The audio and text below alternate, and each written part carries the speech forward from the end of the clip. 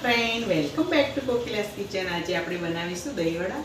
તો દહીંવડા બનાવવા માટે મેં અહીંયા અડદની દાળ 1 કપ લઈ લીધી હતી. એને મેં 4 થી 5 કલાક સુધી પલાળી અને રહેવા દીધી હતી. ત્યારબાદ એને મેં મિક્સરમાં આ રીતે ગ્રાઇન્ડ કરી અને એની આવી રીતની સ્મૂથ પેસ્ટ બનાવી અને રાખી દીધી છે. હવે આપણે એમાં અડધો કલાક જેવું આપણે એને રહેવા દેવાની છે.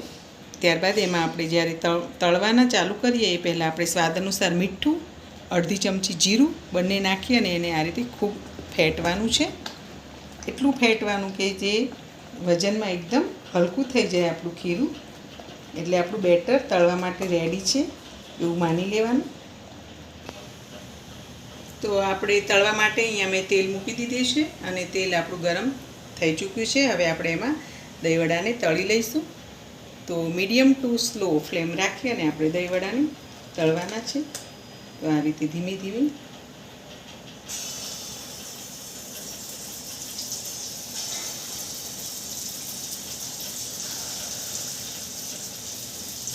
આ રીતે તેલમાં જેટલા આવી શકે એટલા આપણે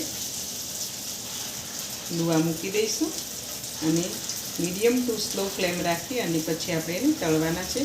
એકદમ હાઈ ફ્લેમ રાખીશું તો આપણા દહીંવડા અંદરથી કાચા રહી જાય છે, માટે આપણે એને એકદમ સ્લો ફ્લેમ રાખી અને પછી તળીશું.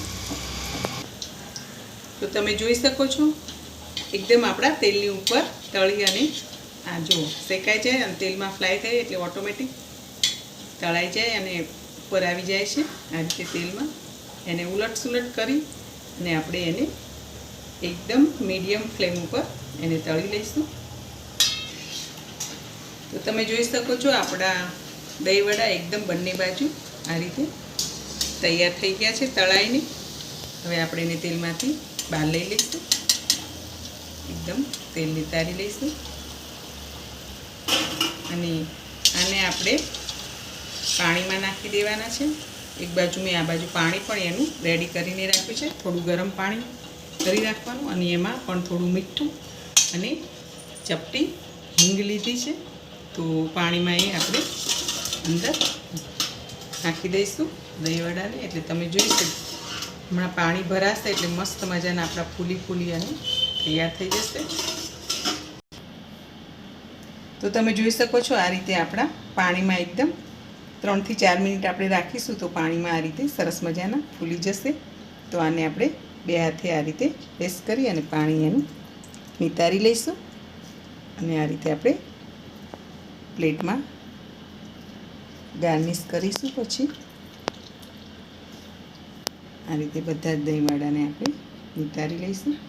તો તમે જોઈ શકો છો આ રીતે મેં બંને હાથથી પ્રેસ કરી અને આ રીતે વડાને પ્લેટમાં બહાર નીકાળી દીધા છે. આ બાજુ દહીં પણ મેં 500 ગ્રામ દહીં લીધું છે અને એને પણ આ રીતે ગ્રાઇન્ડરમાં 1 ચમચી ખાંડ અને થોડું અડધી ચમચી જેટલું મીઠું લઈ અને મેં આ રીતે ગ્રાઇન્ડરમાં સરસ મજાનું ગ્રાઇન્ડ કરી દીધું છે. તો હવે આપણે આને પ્લેટને આપણે ગાર્નિશ કરીશું. તો આ રીતે વડા મૂક્યા બાદ આપણે દહીં લઈ લઈશું.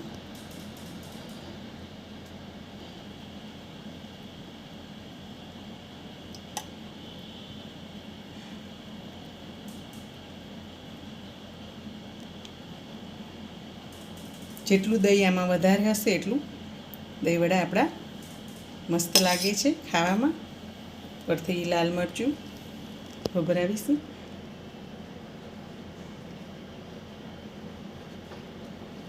લીલા ધાણા નાખી અને ગાર્નિશ કરીશું.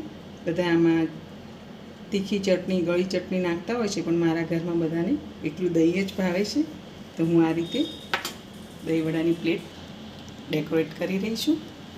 તો તૈયાર છે આપણા સુંદર મજાના દહીંવડા. તો મારી આ રેસીપી ગમી હોય તો તમે સૌ લાઈક કરજો, ગ્રુપમાં શેર કરજો અને હા, સબસ્ક્રાઈબ ના કરી હોય તો અવશ્ય કરી લેજો. Thank you for watching.